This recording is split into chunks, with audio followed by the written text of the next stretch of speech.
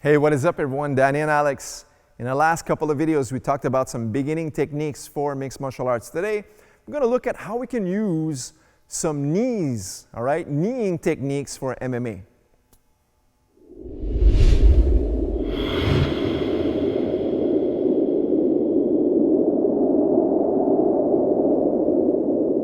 All right, guys, so when we talk about knees, we want to use the knees when we're in tight, especially for mixed martial arts, even in Muay Thai. Most of the kneeing attacks are going to happen when you are clinched up with someone, all right? So fighting ranges are something that are super important to understand when you practice, and especially if you want to become a fighter, okay? So there's going to be two types of clinching positions that I'm going to talk about today. The first one is the traditional Thai clinch, where I have both hands around his neck as such, right? Holding the top of his skull, the crown of his head right here, holding that tight against my chest, and making sure my elbows are nice and tight against his neck right here on the side. Okay, so once I have the Muay Thai clinch, now I can start attacking my knees. Okay, my arms are busy, but not my knees, not my legs, all right? So I'm gonna show a couple of basic knees. So for example, from this side here, if I have the Thai clinch, I can do kneeing attacks to the legs. So maybe a straight knee right into the quadricep, all right? Right straight. Sometimes I'll go curving to the leg as well, right? Curving. Other times I might go to the stomach, straight knee into the stomach, right here.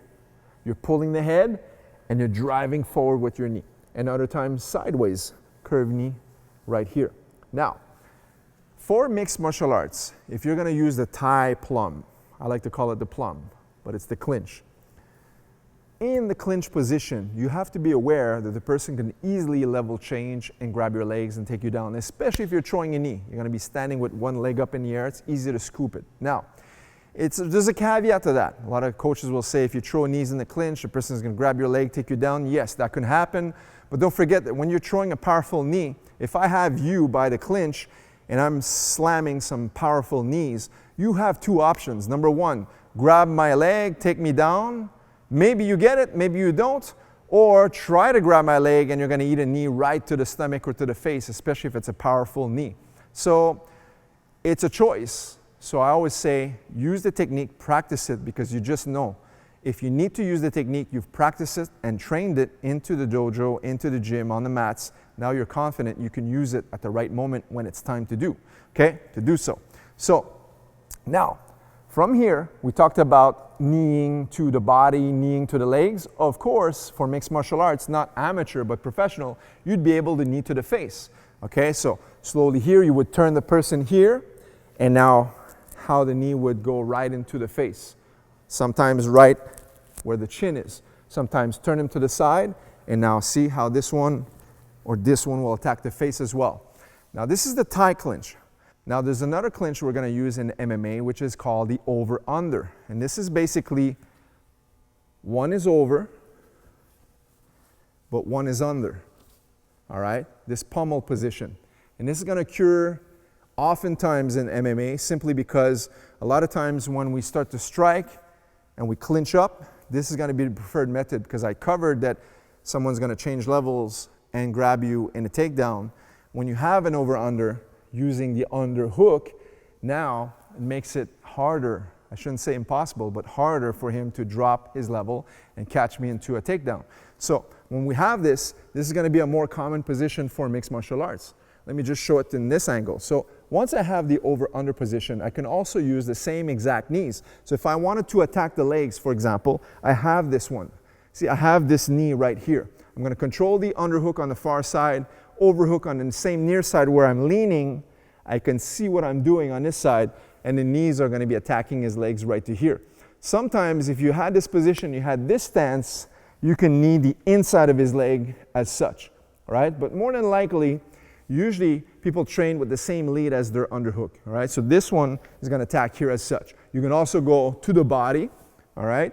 But you can also use more techniques than simply the knees, right? So if I am here, in this position here, usually what I'm going to recommend is also using your feet, your heel, all right? So not just the knees. So your heel would be a heel stomp right to here, right? Of course, when you practice, you just simply stomp the mat. But in reality, maybe he's against the fence, or maybe I am against the fence behind me. You're gonna raise and stomp right at the heel, all right? The great Marco Huas in the early UFCs used this technique. He was one of the first ones to use it, and now some people copied that style and use it as well because it's very effective, all right? One more technique is to heel stomp behind his calf as such, all right? So all you do here, if I'm resting or he's resting against the fence, I'm gonna lean onto him, raise, and chop right behind his knee, simply slamming the heel behind the calf muscle. It doesn't look like much, but this will distract him enough so where you can do a different technique right after this. One more thing we can do from here, notice how this shoulder is right where his chin.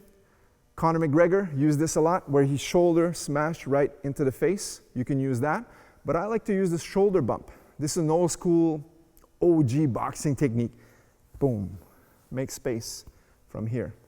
Boom, shove the shoulder into the chest. What this does is it creates enough space to slam a punch.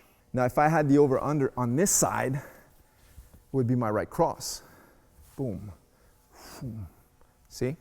So this is a great way to stop the over-under. So for example, if we're stuck here in the clinch and we're in the middle of the cage, what I want to do is not just release the over-under.